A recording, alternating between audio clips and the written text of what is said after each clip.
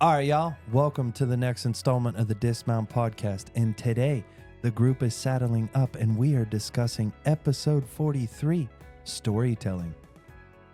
Stories. They're all around us. Why do we turn everything into a story? Everything? No, seriously. Everything. All right, y'all. We got Brandon. We got Derry. We got myself, Zach. And we're about to rip. So, storytelling. What makes a good story for you? Derry. Me, wow, right on the spot. So, okay, I think about it from different perspectives. I guess the thought process that I had was thinking of, like, your plot and your setting, all that great, like, overarching themes of a story. But like for me, like, I think the biggest thing would be it being immersive. Like, I like to lose myself in the story. I want to see myself in it or like feel what they're trying to portray as much as possible, and maybe for different reasons than others. But I mean, sure, you want like the plot to be strong, you want it to be unpredictable, you want to be able to, like, be in a setting that makes sense. Because if I think setting is important too, because like you can't tell a certain story um in one setting where like the themes are another way. So like there's a lot of aspects that make a lot of sense. But for me, I think the most important thing is like when someone tells a story the right way, I'm able to picture myself in like the character's shoes and feel what they're feeling. And then at the end of it, I want to be able to like interpret it the way I want to. When someone gives you good advice in life, I always like, people are like, "Oh, I got to listen to every word they say." And I think the best advice is when like someone can tell you something for 30 minutes, but if you take 30 seconds of something that like really hits home with you, then that could last a lifetime. And I think like good story as well is something that stands out to me of like,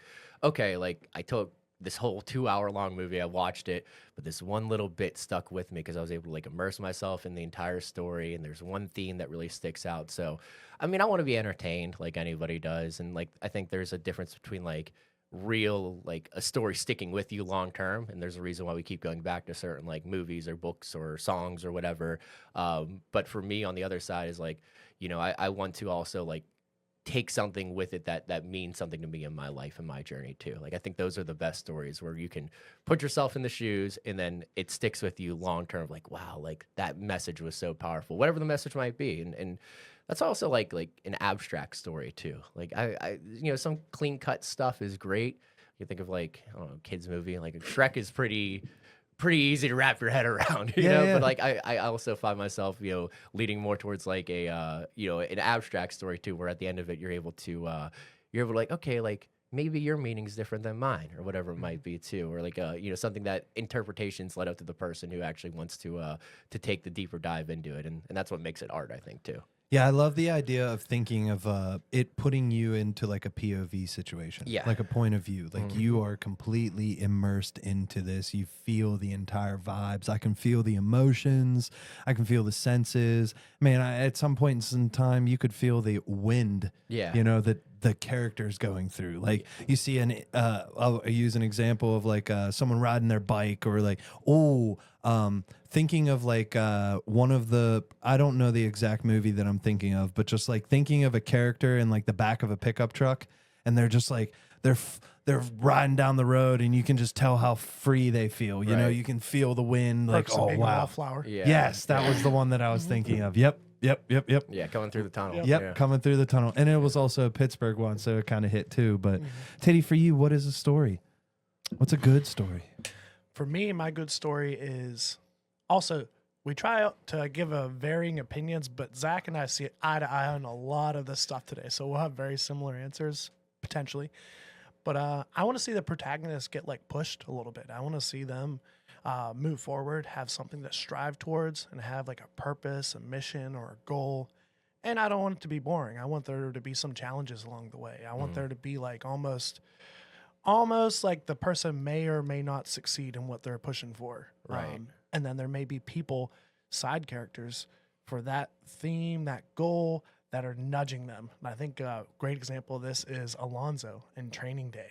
Oh, And Ethan Hawke, the whole time, he's trying to become a detective, and he's trying to be on this team of like DEA or something, but all the while this dirty cop is telling him, "Oh no, this is normal. Like you got to smoke this crack. I don't know if it was crack, but hey, you got to smoke this shit because no one's going to want to hang around you if they know you're a narc. So, Yeah. like, smoke this shit. And then he gets them all fucked up. He's like, man, I ain't never done angel dust. You got balls. Like, what the fuck, man?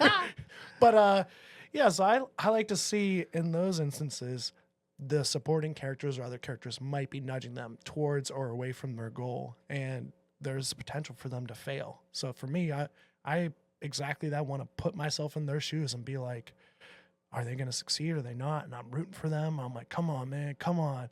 And then, you know, sometimes we have good stories where they don't succeed. And I'm like, I'm there for those ones too. I just want to go on a journey with them. Yeah, I think about the concept that you said of the protagonist constantly having to deal with like challenges. And then you go through life and you're like, oh, I really like movies like that like make you, it was an uncomfortable situation, but you got through it. Then you deal with uncomfortable situations in your own life. Like, for instance, today, you know, for me earlier, and you're like, I was so expecting this to just go smooth and easy and great, but like, what would the story be if it was just smooth, easy, and great? Like, Well, there would be no adventure to it. I mean, it's not, we didn't really dig into sports on this, but you think about it, it's like the Dodgers win the World Series. Who fucking cares? You know, they were expected to win this World Series the whole time. The best stories are like when like the Penguins won the Stanley Cup, like when like we were like teenagers in like the early 2000, like 10s, 2009, I guess. Like they weren't expected to win it, you know, like they were going against the team they lost last year, blah, blah, blah. Like that's a great story. Yeah. It's not a great story if the favorite wins. Like no, everyone's like, all right, well, we expected that the whole time. Like that's, you know, and there's a sense of unpredictability. That's a key factor. Like, yeah, like a strong like narrative and like a well-structured story is great. But like if you can feel what the ending is the whole time, then it's like, like, yeah, it was good, but like I kind of saw it coming. You know, that unpredictability factor I think is a big thing too.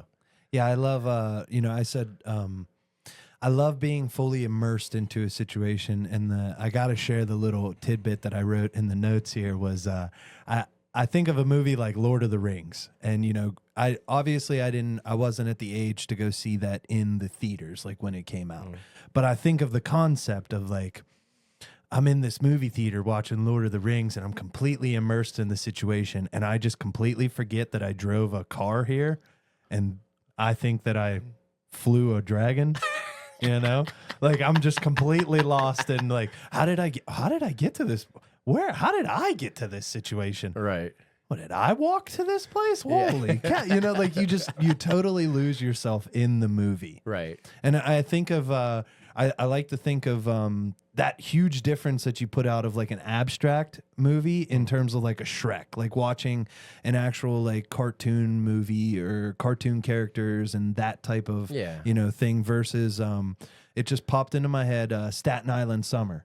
I don't know if you guys remember that one at all. And if you haven't seen that one, it's probably one that you would like. But I think of a movie like that where it's just, you know, this coming of age type of thing. And really you felt those things like American Pie for us when we were growing up. Yes. And American Pie was right when we were, you know, I wouldn't say arguably those movies all came out as we were getting older and into, you know, the teenage years and in college. And like, there's just a whole vibe to that makes you feel like, man, I want to experience that. Oh man, that's what you get to do. Yeah. Oh shit. Okay. But then I will say, and then just as a little tidbit, might be my, you know, overarching concept for the thing is, don't allow yourself to get so immersed into these good stories that it ruins reality for you. Yeah. And I think that's something that is hard and challenging of where we were just joking about these different movies that where you literally take your consciousness and you upload it into a different person. And like, these are movies that we see. So like you could, in my personal experience, you could so easily lose yourself into like, well, I want my life to look like these movies that I'm watching, and I want my life to look like, why is my life not looking like this? And then you create this duality, like separation between what you're really experiencing and what you want to be experiencing, and they're just not jiving. And you could just honestly, and you've said it before of everybody has the ability to, I'll be blunt, fuck up your own life. And so how easily could you get so immersed into wanting to basically shift your consciousness into one of these different personas or personalities or experiences and then lose yourself. Yeah. It could easily happen. Yeah, I think the best way to approach that would be like again, like good advice. Like take some like themes, like be able to put yourself in it, like, okay, how would I react that situation? Maybe learn something about yourself along the way. But yeah, if you start losing yourself, like, man, I wish my life was like that. I wish I was Leonardo DiCaprio and freaking Catch Me If You Can. Catch Me If You Can, or Wolf of Wall Street. I was like, I want to be a Wolf of party Wall- animal. okay, yeah. I want to be a party animal, Shutter bro. Island. Like, yeah, No, I'm just kidding. Well, Shutter Island was one that I thought about. Was like that's another one, like the unpredictability of what I love. Like Shutter Island's a great movie because you have no clue what the hell you're watching the whole time, and like that's like a story that's so well written because like it's intentionally done to only give you as much information as you need throughout the story until you get to the point like, oh, all that information you were feeding me the whole time was actually leading me down this road that I never saw coming the whole time. That's pretty wild. Yeah, you ever When see you're that one? able to, I haven't. I think I've seen like little bits and pieces, but if it's anything when it comes down to horror, dude, and that was my concept, or that was my answer for what is like a genre that you completely steer away from, it's horror for me, man. I have no desire to watch anything like that. I wouldn't call it a horror. Like those are, I don't like horror movies either. I think they're poorly done for like pretty much our entire lifetimes for 30 years. They just haven't been that great, in my opinion. Like they used to be, at least. But that's more like psychological, I think, too. Like a psychological thriller. Yeah, Okay. that's what I'm more into on that side too. It's like a big puzzle, and you're riding it, like we talked about immersing. You're riding with him, and you're like pulling for him, and you're like, where's this going? yeah. So it's like a detective story. I would be curious. I've never done like a deep psychological dive on myself of like why I don't like horror. That would be an interesting thing for me to do at some point in time to find out like what is it really that like that just does nothing for me. Yeah, Like do you did like- I experience shit that I don't like? Do you like sci-fi movies? I Like, love sci-fi. right. So you movies. like movies that like portray a plot that isn't realistic, given like the the world we live in. But on a horror side, it's kind of like that. But it's like I don't. Yeah, you don't catch me as like the like demons and ghosts and all that. Like you're woo woo in a whole different way.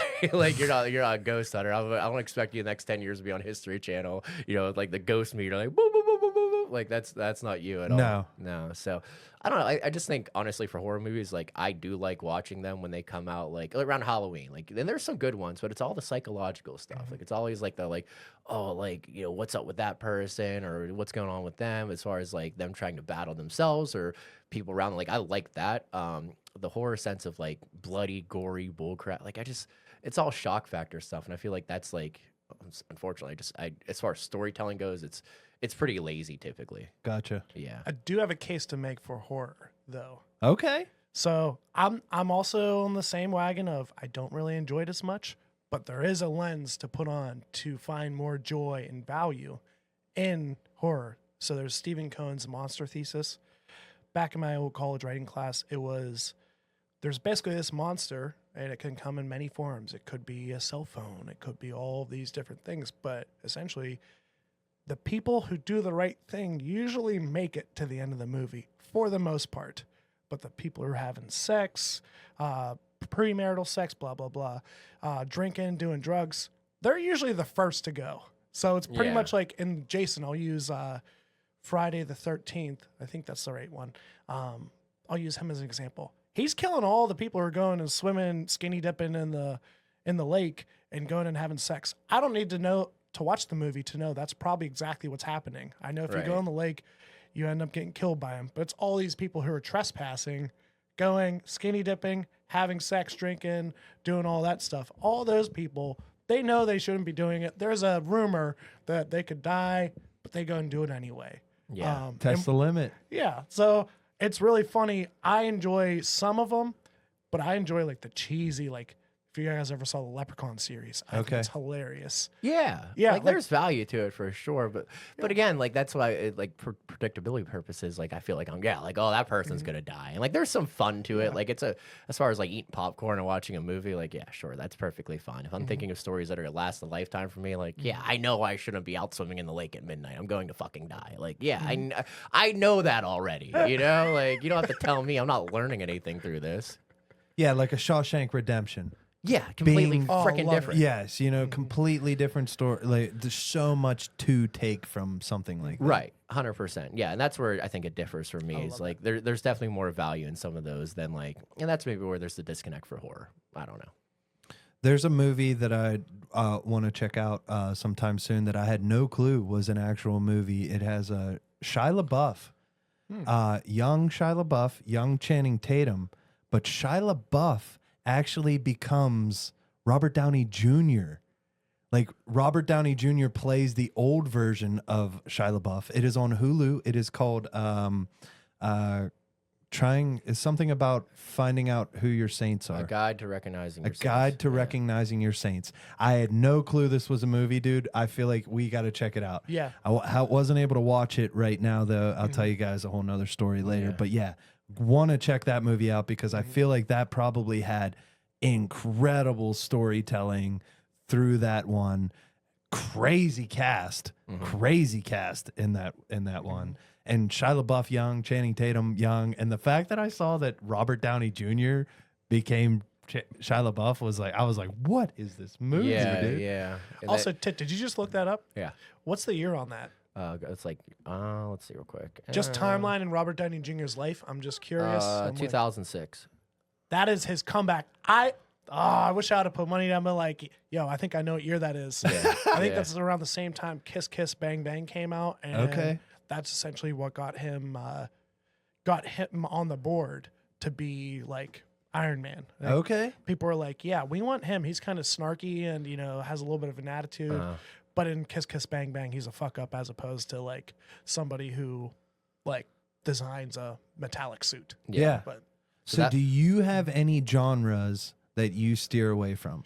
You are the movie buff, you are the storyteller. I steer away from horror. I put some on there, like Stephen King nails it. Shining, I could be scared and watch that. I'll be cool with that. Freddy versus Jason, up there. Jeepers Creepers. I think that Jeepers Creepers 1 I'm not as into, but Jeepers Creepers 2, I just get caught up in there and I'm in the fight with them. But I would say anime is hard for me to watch. I try. Okay. I've tried, and I ask people, and I have an open mind about it, and I see some of the value in it, but it's just not my cup of tea. Princess Mononoke, that is a different case. That one, that's one that I watched, and I was like, okay, this is really going somewhere. It gets like, there's like themes of like the light and the dark, and trying to like take something precious and valued and sacred, and they bastardize it, and then all hell breaks loose. Yeah. And I'm like, okay, that I fuck with, but anime for me is hard to resonate with. Yeah, I don't watch a lot of anime, but I definitely I see a ton of clips like on TikTok and The different clips stuff. always are like, oh man, I'd love this, and then I try watching, like, no. I think that I would the way that you viewed horror movies is probably how I would view anime in general had I had a better like understanding of what you threw out, which I was like, man, I never even sat there and been like, oh shit, all this different stuff about horror movie. I didn't even, wow. Okay. I mean, yeah, that makes sense. Okay. Also, a good one to throw out there, Cabin in the Woods. Cabin in the Woods is the best horror movie I've ever seen that was made after I was born. 100%. That has everything. Because it's like, it's exactly that. Oh, here we go. It's a bunch of freaking teens hanging out in the woods. People are dying. What the hell? And then there's a halfway point that breaks, and you're like, holy shit. Okay, this is. Yep. Yeah. And I think those are ones that are creatively done. But I mean, as far as like anime or horror goes and why we don't like it, like, I mean, it's probably just like food or something. Like, everyone doesn't have the same diet, but like, you're getting the same nutrition out of it. So like, every story still has the same themes or like things you can take from it, just kind of the way you're getting that, as opposed to like, yeah, maybe I don't see the value in anime. I'm sure there's themes that I learned from different movies or songs or books that like definitely resonate the same way people watch anime. It's just not my cup of tea. I think the crazy thing about anime is what I've gotten the gist of is so much woo-woo stuff. Yeah. Like very spiritual, woo-woo awareness type of stuff. And that's why I feel like it would resonate heavily with me. But I don't know the best ones to watch. Yeah. Or is it like something that I'm sitting here and I'm like, okay, I already fucking knew this. Like, Yeah. thanks for telling me something I already knew. Yeah, like I don't know, like, or maybe that's why those things haven't been my cup of tea was because maybe they were already a part of me, and now I'm trying to like this version of me that I'm building out isn't associated with that. I'm working on something else this incarnation around. Yeah. Was I into anime last incarnation? Yeah. Maybe you had your fill. You know? Yeah, maybe I had my fill. One thing I thought about while thinking this episode over, and curious of your guys too, how many stories you'll never hear because they're just in a different language. Wow. Like all like and even like foreign films. Like I'm sorry, dude. Like if I'm sitting down, it's Friday and I just worked all week, and there's a great and there's a couple. There's like Netflix or whatever, and like nowadays they start dubbing the audio over so you can be a little less like not a big captions guy, man. Like I know, like I think both of us come from. I got my girlfriend worked out on pretty well, but like I think we come from a line of girlfriends. I don't know about Trisha. Love reading the closed captions on a movie. I'll be honest, I'm one of those girlfriends who loves reading the captions. Why? Okay, so he's are the you girlfriend. watching the movie? No.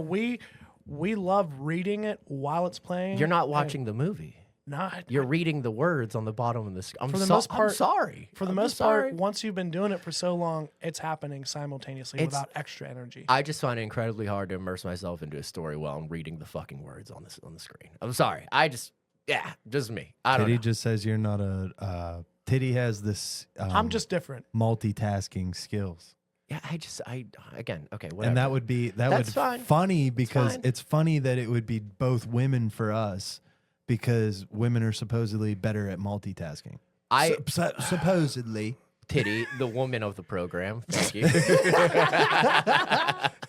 No, so like, but I do wonder about that. Like even music or movies or whatever, like how many different stories you're missing out on because of just a language barrier. Well, that makes me think of creating content and sharing your stories. Yeah. And how like you think of Mr. Jimmy and how he literally dubs all the Mr. Beast stuff in all the different languages so that everybody can understand the videos that he's making. Yeah, how many like Almost every yeah. language now. You don't have to search it up I'd because love to. it's damn near almost every yeah, language. yeah. He's got a team in like every single country that's dubbing his videos for him. You know how I am, bro. I need to know. Yeah, But you do. yeah. You do. You got to find it. You got to find it, dog. Also, So, to yeah, make a so- case so for right the now- subtitles, Right now, sometimes it's you 12 see- languages. 12 Which languages, is still okay. a ton. That's still it's a still ton. crazy, yeah. sometimes you do see things on the subtitles you've thought. There are some movies that I've watched like 10 times, and then I watch them with subtitles, and I'm like, I've been wrong for like 10 years. That's not what they said. Well, it's like, it's reading you go read the lyrics of a song. It's the same thing. You're like, oh, whoa. Okay, That's so, what he was saying the whole time? Okay, so that's a little side piece. Quick little note. What is the lyrics that you messed up growing up? Lyrics that I messed you're going to put me on the spot. Do you have one? Yes, mine Go- is hilarious. Go ahead, yeah. I'm gonna lose my ticket to the cookout on this one, dude. I used to think that Busta Rhymes was saying "pass the kabasi, eh? Oh my God, bro. Pass the kabasi, eh? Yeah, I mean, Pass the kabasi. it eh? would make sense for him. Like, I don't know why, dude. I didn't know what Cavassier was, dude. I thought he was saying "pass the kabasi." Yeah. I'm like, what the? This is Polish. Oh man, Yep. yeah. Mine Okay. is grew up- probably Get Busy, the entire song by Sean Paul. It's a good girl, turn me on. Well, to that's- the early morning, let's get it on. Yeah. And then after that, almost everyone doesn't know the words. Yeah. No, I there's too many to name, I'm sure. But I've always been good. Like I've always like dug into I always liked it when I was younger and you get the CDs and you could read the lyrics in the books. I've always enjoyed that. But I mean, another thing is just like not even the lyrics, just like songs that you think are freaking happy and they're not. Like, I mean, Hey God's famous for that. Outkast, yeah. obviously, it's like there's freaking clapping and it's just like I didn't know that's not a happy song. well, that Semi-Charmed Life's about freaking losing somebody to like freaking meth addiction and being addicted to drugs. and it's Jumper. like, I was just going to say.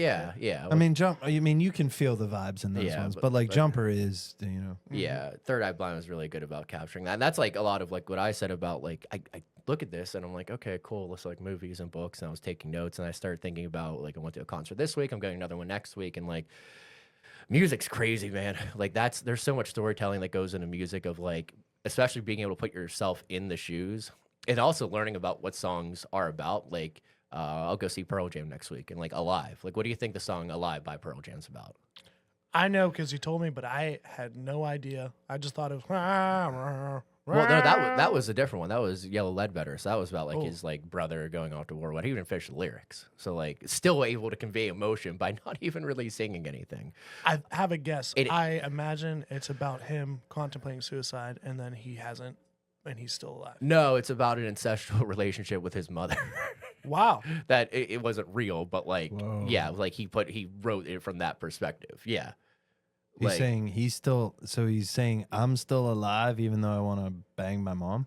I think it's like it's a little deeper than that. I but, mean, like, but yeah. But just like from his perspective, is like, yeah, like there's just, and it becomes like this rock anthem of like, and that's the thing is like, yeah, like that's 90s fucking grunge for you. Yeah. Like that's what every Pearl Jam song, you ask me Pearl Jam, and now I start to dig into this because it's a band I never really appreciated. I'm like, holy shit, like this dude's really good of conveying and capturing like a story that he may not even relate to. Like there's Jeremy's another one about like, I mean, dark fucking shit. Like it's about he just read in a newspaper on their first album. It's a little kid just walked into his school classroom and shot himself in the head in front of his classmates. Damn. Sorry to take the vibe out of the room, but like, no. but I mean, but that's the vibe. it's so crazy to see, and that's just a perfect example. What I relate to is like being able to put yourself like into his shoes when you really dig into it, but also like how many people come up with different meanings for different things. Like Alive is just like a freaking stadium anthem. Like I'm still like, and everyone can put like their, hey, like no matter what the fuck happened to me, I'm still here. Like people can get behind that message alone. Yeah. Think about Pumped Up Kicks. That one's a messed up one. Well, that's another one. It's like happy. It's like you're like yeah. You're like, oh, this is just about the kid wearing some nice tennis shoes, running around shooting people. You're Yeah. like, well, okay, all right. Well, I didn't realize that the whole time. Yep. We skipped over a little bit, Zach. I want to hear We about skipped your. over the favorite. That was where I was like that. transitioning back into favorite story, book, movie. Oh, this is a bold one. It's hard. Mine would have been funny transitioning out of what you were just Yeah, going. we're gonna skip. We'll get back to you because we need somewhere like a buffer between what I just said and where you're going with this. So I got to give a two-part answer. First one's kind of funny. So first one is a story that my grandfather used to say. 3 boys, grandchildren, we come around, and then he goes, you guys shouldn't hold your farts in, right? And we're like, what? He goes, yeah, I know somebody. They died that way. We're like, what? You can't die from holding in your farts. He goes, yeah, you can. Oh my god. He goes, I know this guy. He held in his farts, and then he died. And on his gravestone it read, where air it be, let wind blow free. 'Twas holding back was the death of me. For me, I'm like, that's actually a solid story because I was beginning, middle, end, and you've learned something. And I'm like, it took you somewhere. I was like, I could picture a gravestone saying that, and I'm like, wow. And it's funny because my brothers and I, we were growing up, poor mom and dad got to be in the car with us. Yeah. Just had who knows what to eat, and now we're all ripping. Yeah. But I would say my favorite story, favorite movie is The Other Guys. And I actually, when we were talking about subtitles, I forgot to tell you guys, I totally have watched it at least partway in Spanish and tried to do it the hard way. And then I didn't put on the English subtitles until later. And I was like, when I watched this in English, I know like every word, but then I lost it as soon as I switched it to Spanish. I still knew most of them. But yeah, so for The Other Guys, I love their nuances. When I rewatch it, and I think Shutter Island, when you watch it the first time, if you watch it, you see it from one lens, and then you rewatch it and you catch all the nuances. Like there will be, I can't say it. I'll have to tell you at a later point in time. I can't say some of the nuances I like because it'll ruin it. No, do it. Well, anybody who hasn't seen Shutter Island, fast forward for about 20 seconds. But there's a guy, he seems like a crazy person. He's a prison guard, and he's running down the hallway laughing. You don't know why he's laughing. Are you ready for me to spoil it? Yeah. It's because this is all an experiment. And the whole thing is Leonardo DiCaprio is one of their clients. He's not a detective, but they pretend he is, and they take him all around. So when this prison guard is laughing, running down the hallway, he's laughing at Leo. He's not laughing because he's crazy. He's like, this is fucking stupid. You guys are letting this guy walk around like he's a detective, but he's like a hospitalized patient, and he's crazy, and you guys are going with it. You guys are dumb. Ha, ha, ha. But I have seen this movie. But I love, in The Other Guys, one of the nuances is This one guy, he goes, free hot dogs for life. No drinks. Can't do drinks. Sorry. But it's just like, it's stupid, but it's funny. Or he'll be like, we're interviewing here from TNZ print edition. Meanwhile, there is like, nobody pays attention to print edition TMZ. It probably doesn't exist. Yeah. But in this, I would say that I really enjoy multi-genre films. And the other guys, it is an underdog buddy action comedy New York cop robbery movie over time. So like you're learning so much across this, and there's so many different things that happen, and Avatar does this to a T. Action, comedy, romance, sci-fi, I think part Western, like anti-military and rooting for like there's so much to it. But what I look for in those things is I really want my ADHD to like sink its teeth in across the board. I want all kinds of different things happening. So in that way, as I'm taking that ride, give me as many sweets as I can as I go down. Yeah. This guy's on a Willy Wonka chocolate factory. Thought so, man. Yeah. Yeah, I was gonna say. That's You guys like my fart story? Yeah, Yeah, I love I I love the fart story. It just Dude. makes The you fart think. story is hilarious. I always appreciate Brandon's ability to storytell. One, when he shares work stories, but obviously you're a guy who loves a good joke as well. Oh, I love it. Was It's that best. your dad's dad or your mom's dad? My mom's dad. Oh, He also, I got another story I got to tell you about him real quick. So I guess we went past, I think it's St. Alexis or something, and my mom pointed out a tree. She goes, yeah, that's where your grandfather showed Nick where to pee on the tree because there wasn't a bathroom available. So now Nick's just peeing on trees in random places. And I'm like, that is gold. That sounds like Grandpap. Wow, that's awesome. unbelievable. I was thinking of your family ride down the, going on the old family truckster. We're heading on vacation. You got 3 boys in the back just ripping ass. Yep. Mom's in the front seat going, oh, my fucking dad. I got one worse. We used to do like a blues, like improv rap. Like it was like country. We go as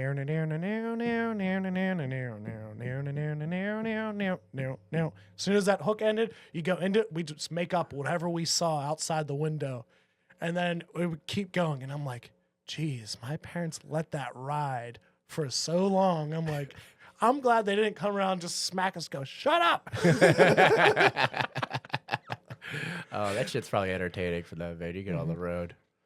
Favorite story? I don't know, man. I mean, like I was all over the place with this. I do appreciate what Brandon said about different, like, I don't know, like a story having different themes or whatever, of not being just one genre. So like I like even like dark comedy. I was thinking of, for some reason, like dark comedy is like there's such a juxtaposition of it. It's like it's funny, but it's fucked up, and you're like, why do I like that? It's like, it's like the story of my life. It's terrific.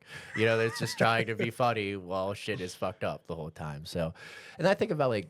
I know I love stand-up comedy too, but like I think about Brandon telling jokes and like how important storytelling is to that. Like you gotta be, with a joke, you gotta tell the story correctly and in a way to get to the ending, like beginning, middle, end. You learn something, sure, but like if you don't tell it the right way and hit on the right points, you're just gonna fall flat on your ass. And like my uncle was really good at that, just like maybe your grandfather, of like telling jokes in a certain way that always hit. And I've always appreciated that, but never could really lock in on myself, like getting my brain like, okay, structure in your thoughts, boom, boom, boom, and then you boom, So there's a lot of structure that I appreciate about that. I think that's even, dude, honestly, that's probably like top tier, most badass capability to be able to do. Because you're now like, you think of like creating a movie or writing a story, like I hand that off and I'm not interacting with my audience. Right. But that situation is that audience is live and I have to wait for them to laugh. Now I got to wait for that laugh to come down a little bit to be able to hit this in. Because if I say something and the crowd's making all kind of noise, it's lost. Yeah, you got to read the room. You got to let a laugh ride. You got to know when to and it's all timing too. It's it's literally timing is the most important thing about jokes. I would think is like, cool, read the room and then, okay, now. And it's something awesome. I love it. So, I mean, as far as movies go, like I wrote down the Blues Brothers because I love it. I just think it's something that stuck with me, and like it's a movie that I can always go back to.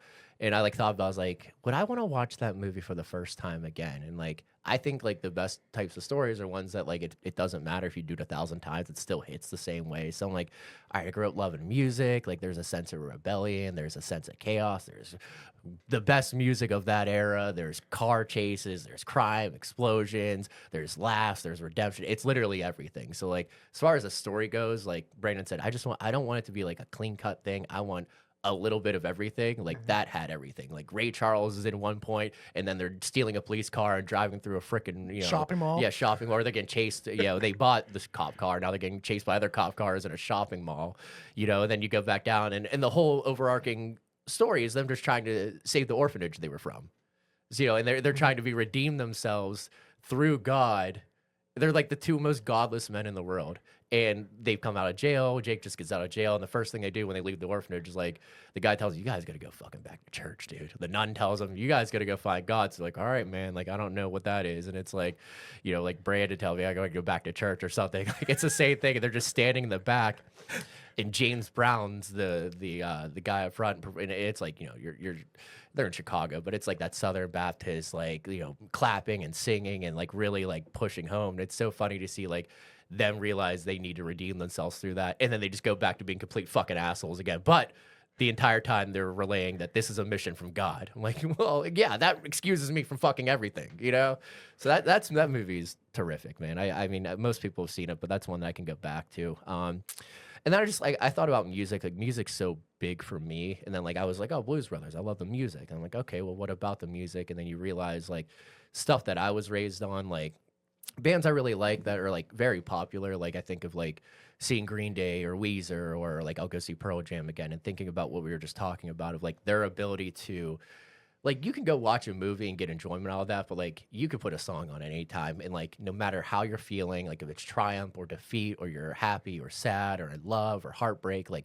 you can always go into music. So like there's a few that, like, I saw Bruce Springsteen a few times. My dad, he got me into it when I was younger. I was like, this shit sucks. It is. What am I listening to? And then you start to live life and you start to experience the human experience, and you're going through these trials and tribulations, this sense of wanting freedom or whatever you want. And like I think Bruce is such an incredible storyteller because, like, yeah, a lot of that stuff like is set in certain areas, whatever it might be, but like you can so easily put yourself in the journey of one of those songs and take something from it 100%. That's why I love the music bit of it. Like, looking at like Badlands is a great Bruce song. Like you're like, talk about a dream, try to make it real. Like even that lyric, like there's a whole bit of it, but you're like, okay, cool. Like I can, like, when I'm feeling a certain way, I put this shit on and it's like he's speaking to me, and there's like an authenticity to it that, like, it could just be about literally anything. My dream could be like finishing the fucking bike ride we were on. It could be getting a promotion at my job. It could be about like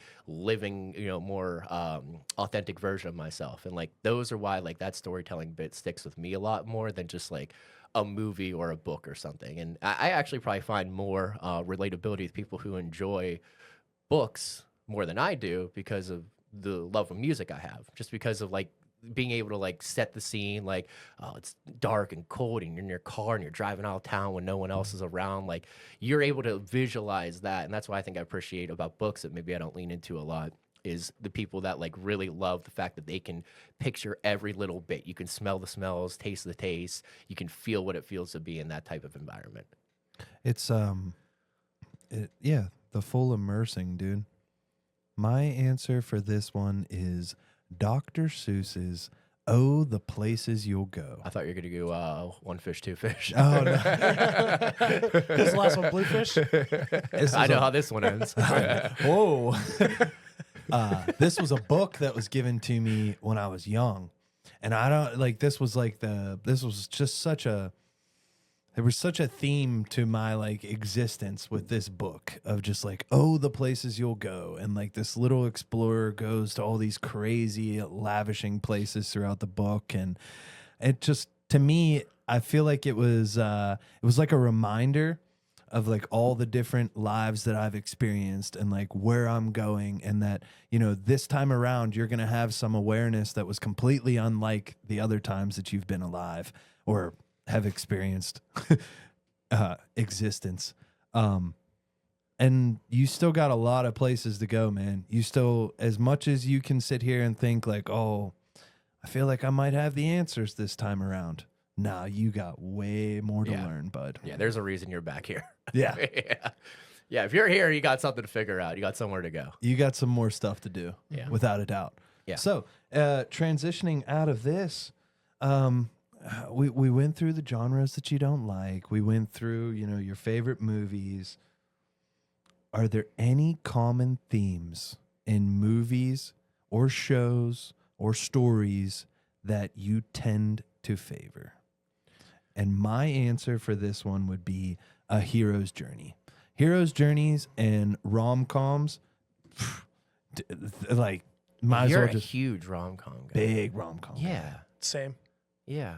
I don't like... I could watch No Strings Attached, Friends with Benefits, The Breakup. How to Lose a Guy in 10 Days. I could That's a good one. I could vibe with that one too. I could watch those movies any day.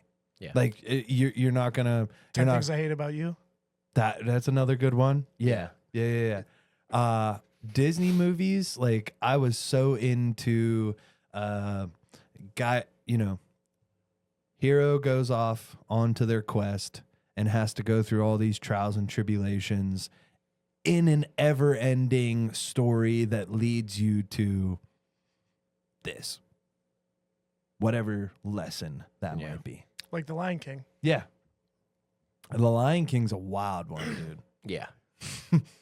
All the stuff they did with the Lion King versus all the different princesses and stuff, whole different story for another day. I'd be interested. Yeah, you would be interested. Huh, interesting. I mean, I think we covered a bunch of stuff I like, but like, yeah, I mean, you want a little bit of everything in a good story. I think of a lot of what I enjoy, and it's all about authenticity. I think like you talk about rom-coms, and it's like such raw emotion that comes with these. Like you can put yourself into the emotions they feel if you're like someone who loves hard or whatever it might be. Like I think regardless of what the story is about, like authenticity of being able to again immerse yourself in that story is huge for me. Like I do like some chaos. Sometimes I do like structure. So like I can kind of vibe with whatever the story's throwing my way, but like that relation of like raw emotion is something that I really look to. Like it's not like it doesn't have to be perfect. Life isn't perfect. Yeah. But that's what I think makes it more relatable. Something that, and it doesn't even have to be relatable in the sense of like watching, I was watching Black Mirror recently, and that show's fucking all over the place. But like, it could be set in a different setting you're not used to. It could be a situation you never found yourself into, but a good story, I think that, attracts me to it would be something that is done so well that you, no matter if you've experienced or not, can immerse yourself in. And those are the ones that I seek out for sure. And that's why I think music still stuck out to me is like, I can get behind someone who could write a well-structured song that like sets the setting, tries to convey the emotion, the human experience more. And, while I do like sci-fi, like I love sci-fi movies. Like there's like, even with Black Mirror, there's sci-fi bits of it where you're like, oh, that shit's not real, but it does a good job relaying the information it's trying to, prove the point it's trying to prove. And those are the ones that stick out to me for sure. So like, as far as, certain things I'm always looking for, like, yeah, I'm attracted to some more than other. I like a funny movie. I think movies are, as far as comedy goes, I gotta like the people who are creating the movie. Some comedy movies to me stink and others are the best. So I just think what I'm looking for is like someone that is authentically telling a story and does it so well that you can easily find yourself in it.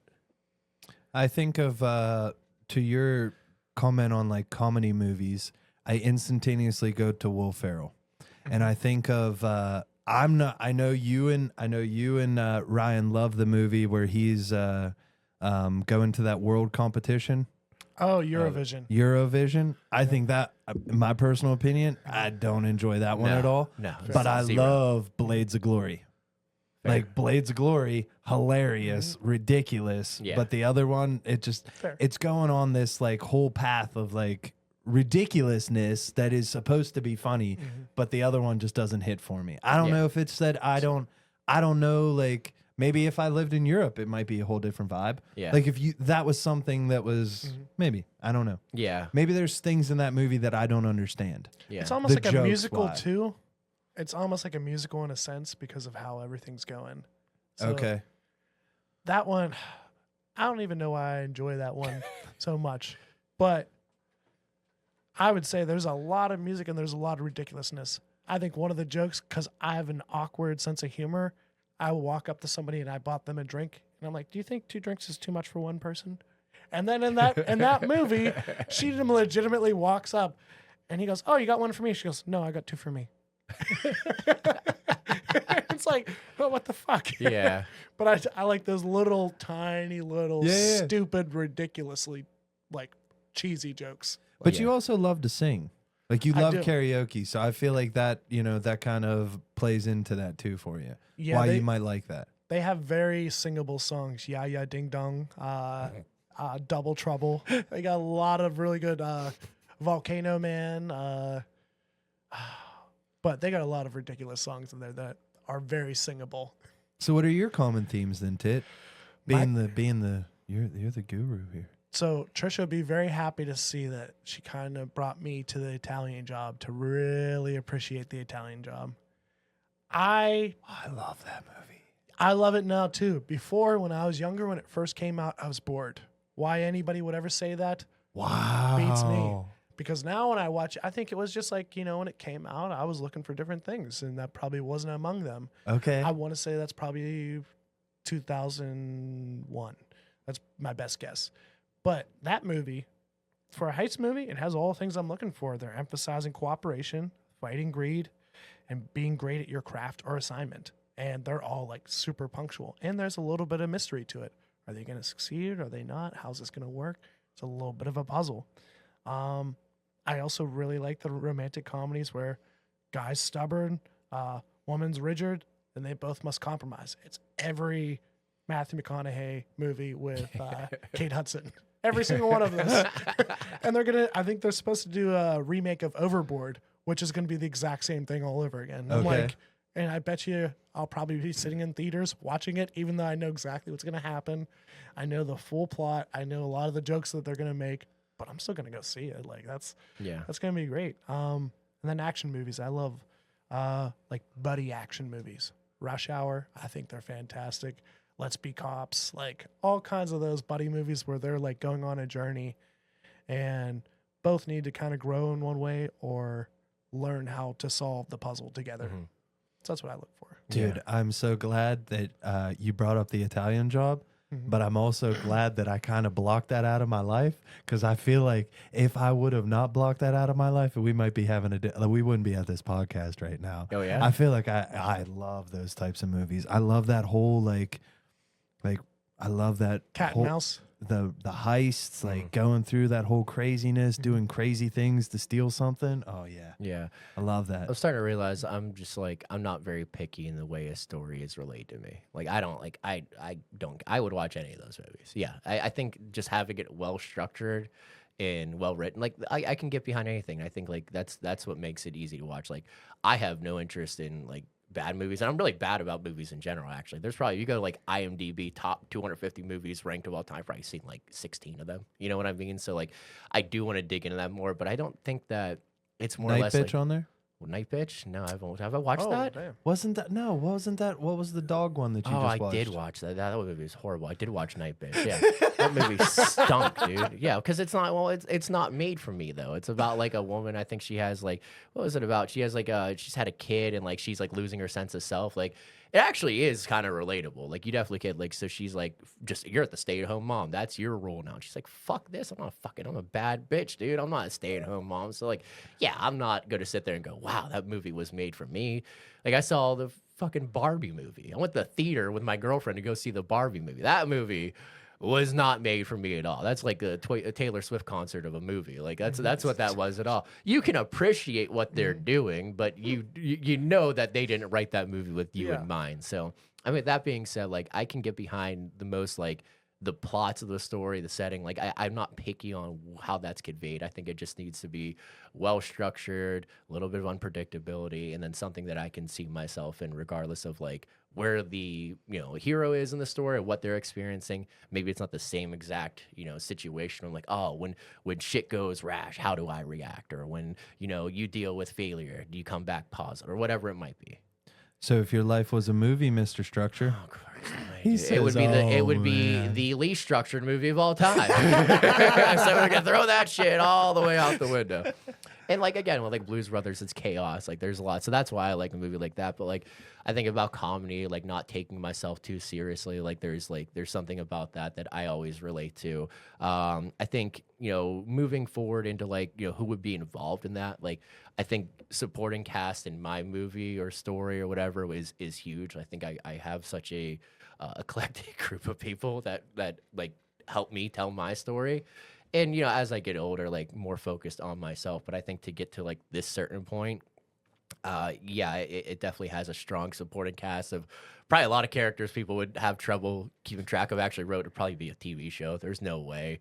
Like it might as well just be Always Sunny in Philadelphia or something like that. I don't know how you'd relate that to the north side of Pittsburgh, but we'll get to that another day. And then like soundtrack bits, like again, music's something huge. I think that's really cool of like being able to tell the story in like a movie, and like soundtracks in movies are really big. So like think of like Guardians of the Galaxy is famous for it or whatever it might be, but like that helps tell the story. So I think that would be really important to me. And I don't know what I name it. I wrote down the two words I've always heard in my life that relate to me through my father. My girlfriend says it now.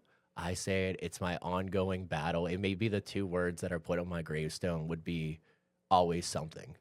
It's always fucking something with me. There's always, my life is never just like a calm motion of just in and out. Nope. It's just, there's always something going on at all times. North of Sunnyside Up. Oh, Jesus Christ. It sounds like a restaurant. North of Sunny Side Up. I love that. And then the setting is your old place on Sweesman. Oh God, yeah, dude. It's like Friends just popping in. Yeah, that was a carousel of human beings. Yeah, that'd be towards the end of it, I think, and we'll get into exactly like we mentioned, like what the most compelling time period would be. It'd probably be right around that pocket, honestly. But we'll dig into that. What about you guys? Yeah, fire it away. If your life was a movie. Mine, have you guys seen the movie Boyhood? Before I say what I'll say next. Is that the one where it was the gentleman who filmed himself the whole way through? Mm-hmm. Okay. So he goes from like age... I haven't seen it. It's probably like age 7 or something like that up until like age 19. Okay. My life was a movie. I like to see it be that kind of movie, extended over time. And, that's coming of age. And the overall theme is doing the right thing versus the easy thing. And just continuing to push the envelope of, hey, here's going to be some challenges. Here's a way out. It's right here. Like, kind of like, when going to the Catholic school, it's like, devil's going to be tempting you to sin, but it's going to be like, yeah, here's an easy thing right here. And then I like to see in that movie, sometimes I may succeed, sometimes I may not succeed. But it's going across time of like, here are pockets of opportunity, paths that you can go. You can go right or you can go left. One of them's right, one of them's easy. And it's not always clear which one's which. And I like to see that. I put in here that it'd be interesting to be a comedy, but I think it'd be more accurate to be a dramedy. Just a dramedy. Yeah, just different things happening. I can't even think of a great example of a dramedy that it would be like, but I would like to see. I'll answer the exact specifics of the timelines of where I'd like to see in our next question, but I would like to see like a dramedy of things happening, of here are paths that you went down, here's where you fell off, here's where you came back. That's where I like to see the kind of book or movie.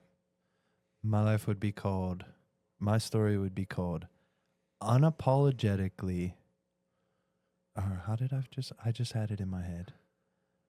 Unapologetically authentic me is how I would phrase it.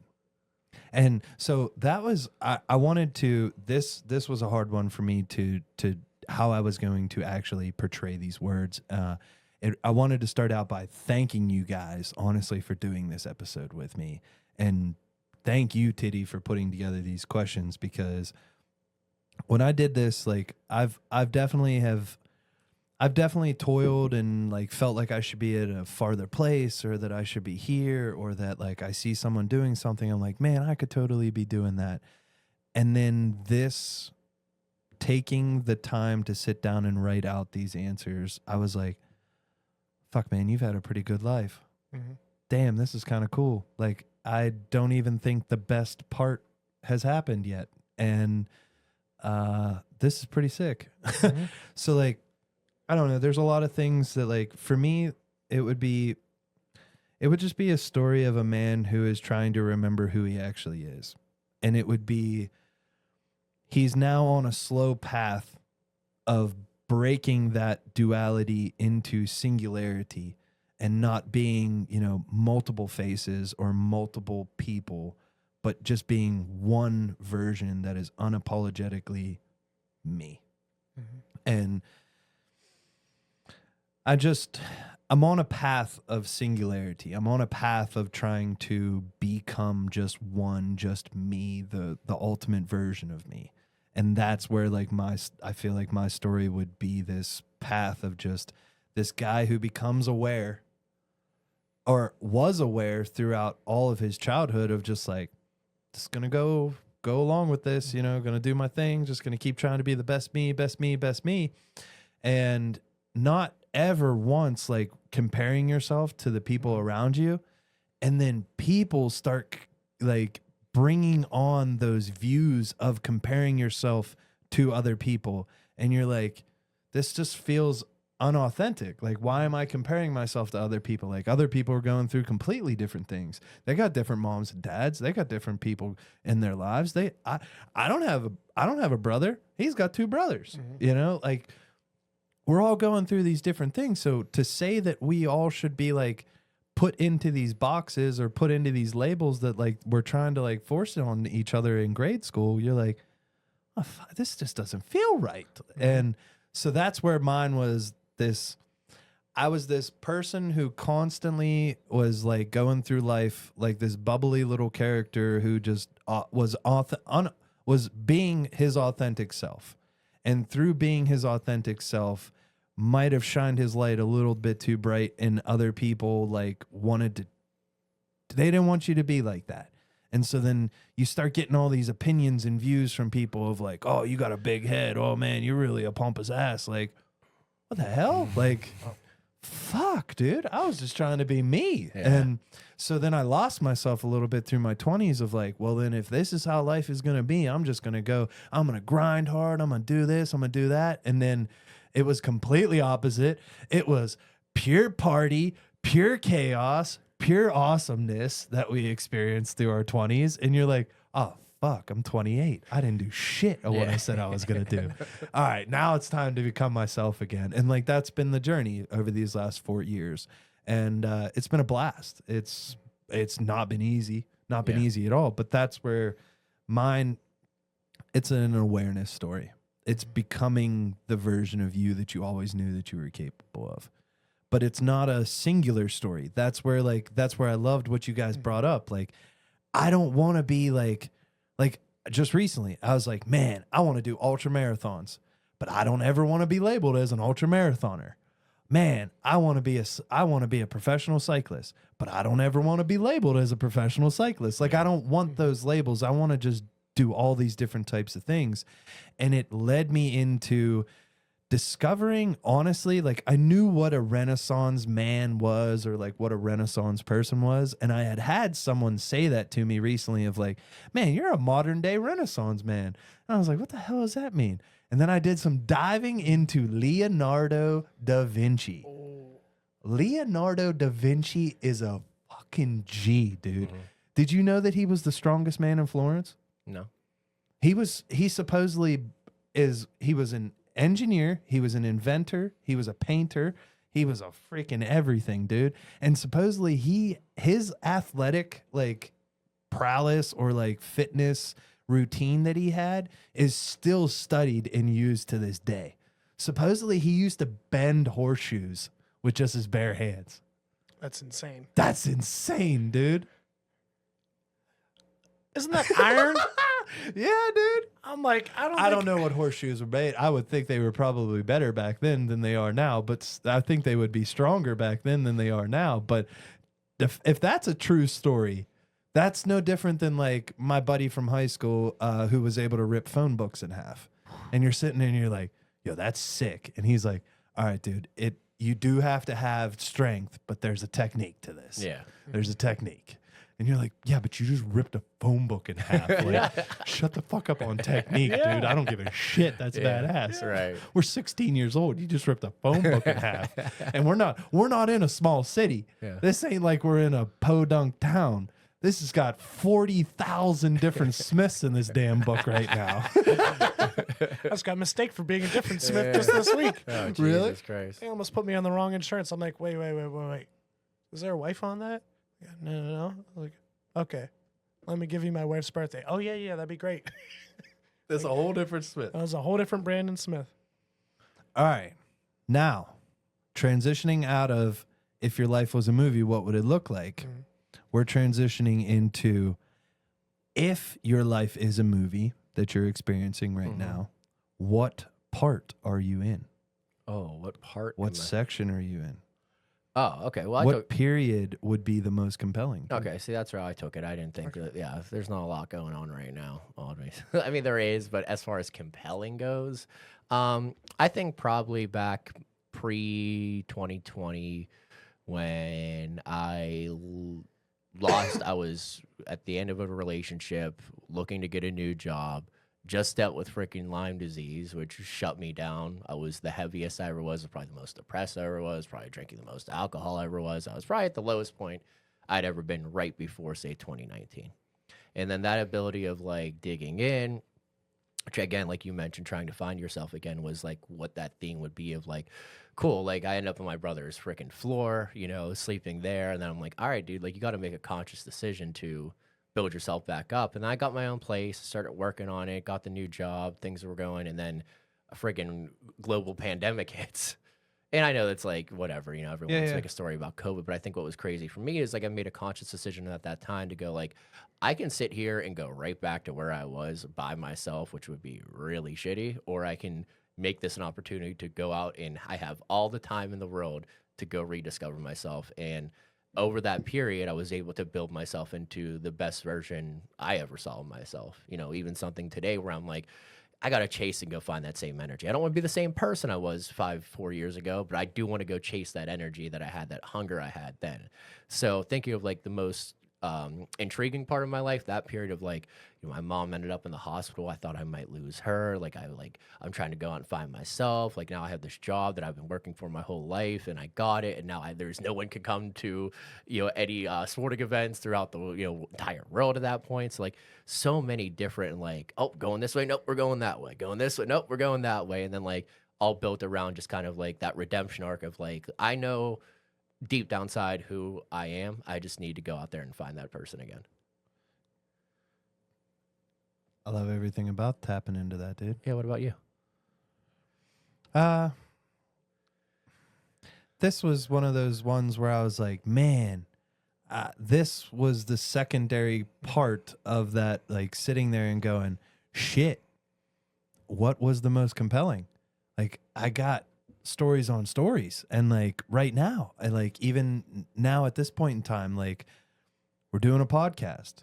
I got 3 different YouTube channels. I got all these different brands that we're creating. We're working on becoming cyclists. We're working on becoming the best version of ourselves. Like, holy shit, this is pretty compelling right now.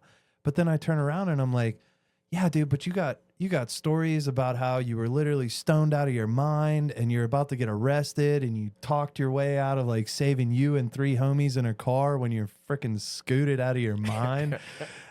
You got stories of like Greek week type of stuff. Like, man, I did 1 year at Pitt Johnstown and it felt like 4 years of Van Wilder. Like my lax life of like being in high school and just knowing what it takes to really become that best version of yourself in the sport that you want, and just school, practice at the wall, home to eat, practice at 8:00. Practice was done. I don't have any television shows on tonight that I watch with my mom because it was Wednesdays and Thursdays was when I watched TV shows. We were CSI people. Ooh, And after that, dude, I'm out running. I'm running till like 10 o'clock at night, and then I'm coming home and I'm going to sleep. And that was my routine. I just kept doing it, and everyone would be like, "Wow, oh, you got a big head. You're so good at this. What do you think? You're so good at this? Like, oh, well, you made varsity as a sophomore. Oh."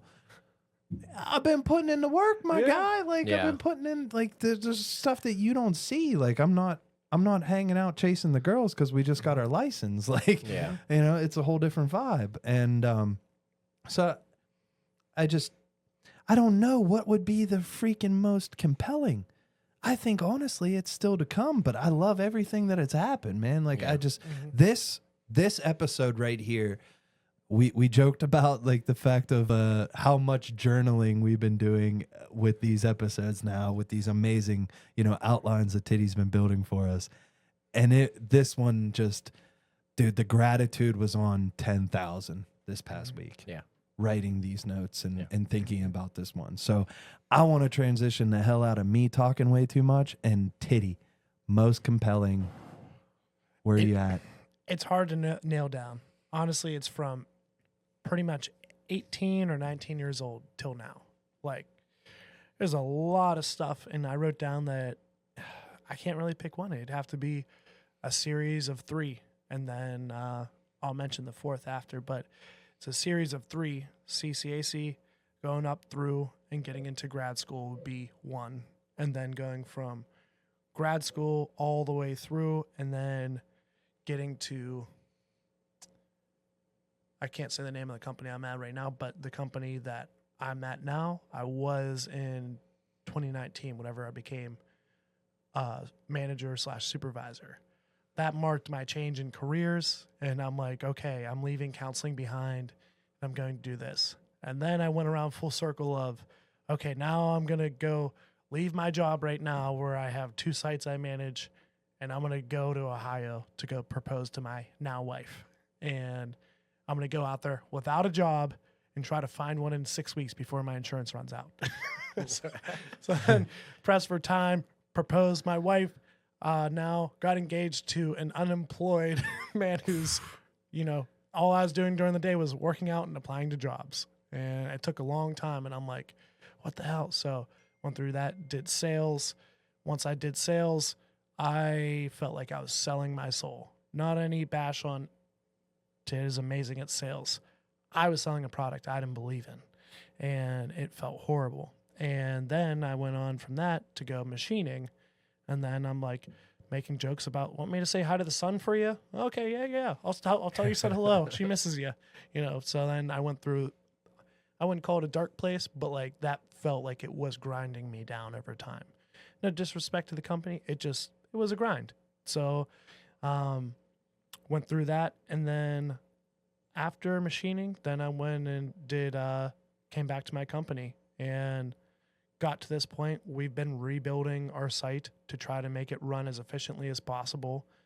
And then I'll announce it now, but the 4th chapter, we're expecting to welcome a new character into my family. So we're welcoming Hannah Grace in November. So I think all of those places, the journey, it could be in one movie, but that'd be really hard to stretch one person from 18 to 32. But I think the most compelling would be me kind of falling off psychology, and it's something I loved. I didn't necessarily need it to work, but I needed it for me. So for me, falling off from psychology, I think we had that episode, Self-Scientist. That's honestly how I feel. Like I'm a scientist at heart, and basically me kind of turning my back on science and then coming all the way in full circle and then being like, no, you still love it. You're still here for it. And then me kind of opening my heart back up to, okay, now you're going to be a father. You can teach someone else how to love science. So what do you want to see in that next chapter then?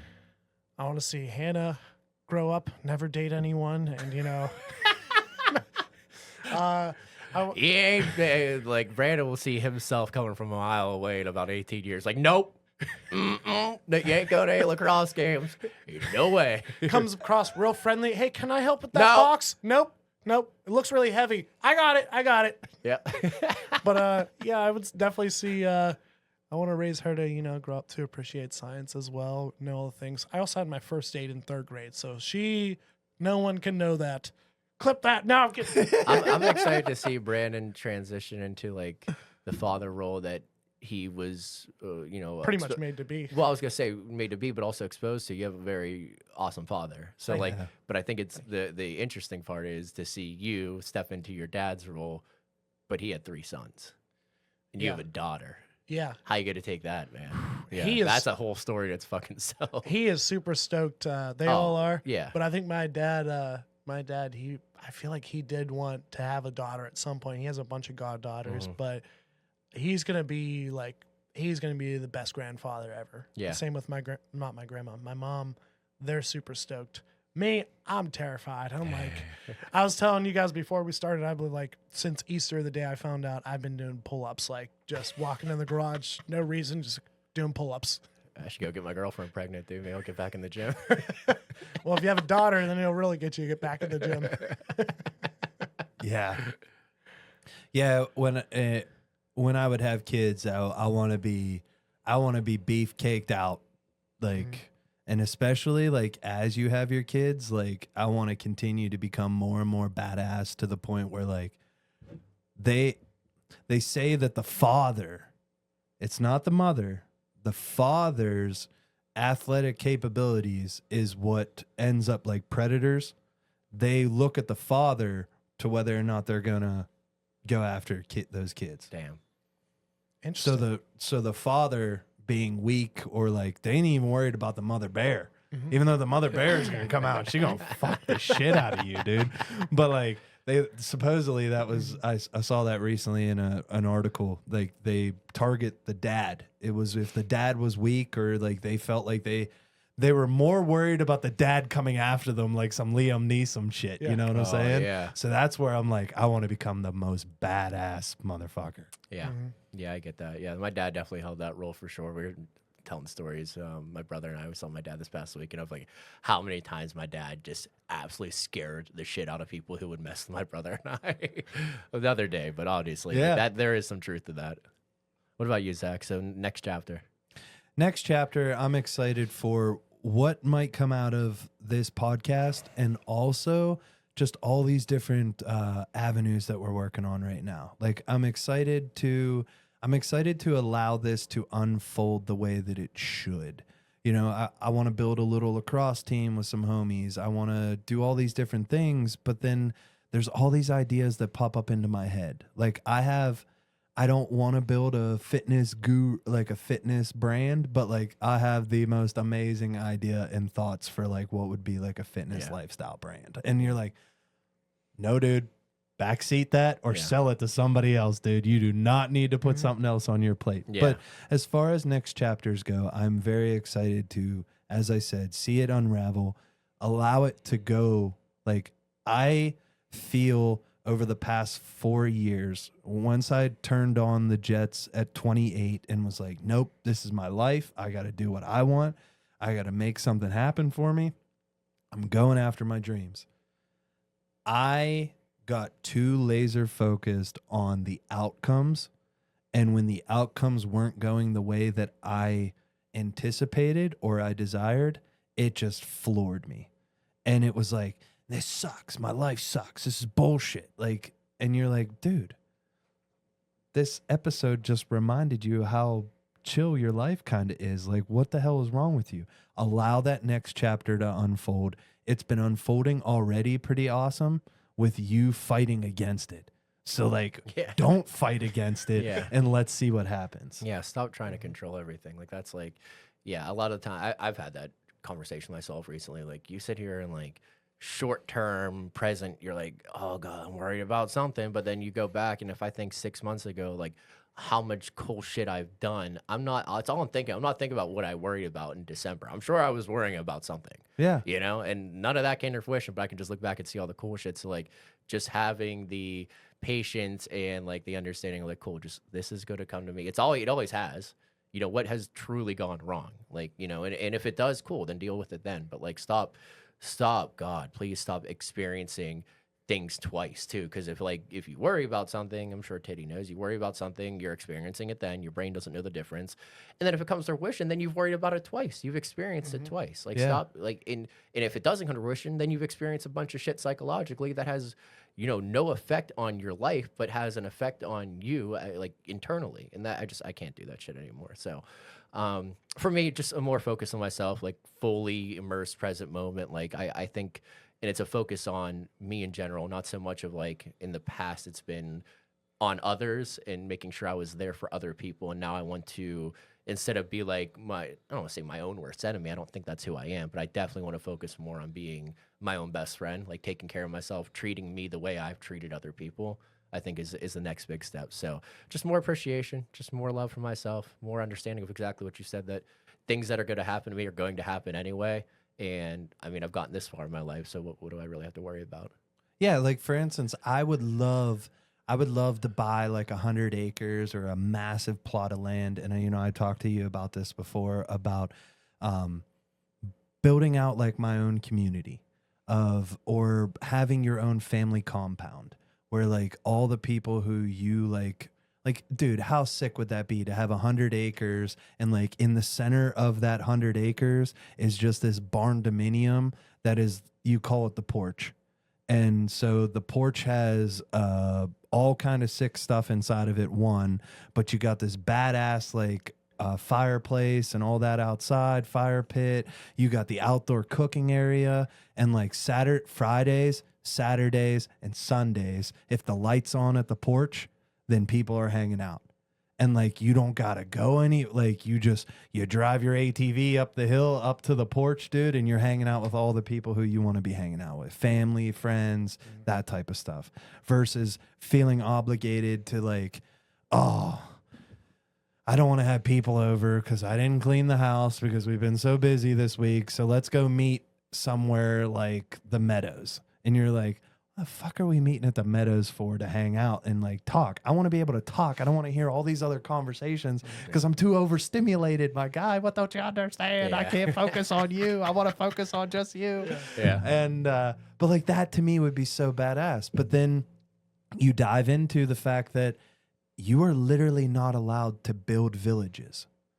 You're only allowed. So say there's multiple different states where things get a little bit different and you can start to play around with that. But like, I'm pretty sure in our state, like you're only allowed one house per like 10 acres. Yeah. So like, you're telling me that this community that I live in right now, they're saying one house for every 10 acres, Right. But they're allowed to do it, but you're not allowed to do it outside of the city. Well, they see you coming in that shirt, they're going to think you're starting a cult. I told you that before. I mean, yes, you've told me that before. But I'm saying there are literal like government documents that do not allow you, like their zoning that they put out there that does not allow you to go do that. Wow. Why would that? I don't know. You think about it for yourself. I already know why they don't want you to do that, because we're more powerful than they are. In numbers we have. I'm just mimicking that. But no, anywho, like this was a kick-ass episode. Mm-hmm. I thank you guys for riding along with me. I thank you guys for listening to us. This was a big, big gratitude week for me with this episode for sure. And it was an eye-opener of like, dude, yeah, keep riding, dog. The wave's been pretty sick to this point.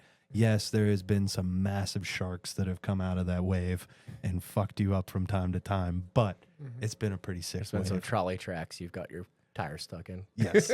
What? There's been trolley tracks that I've got my tire stuck into, and a trolley that hit me on trolley tracks. Do you guys have anything to ride out on?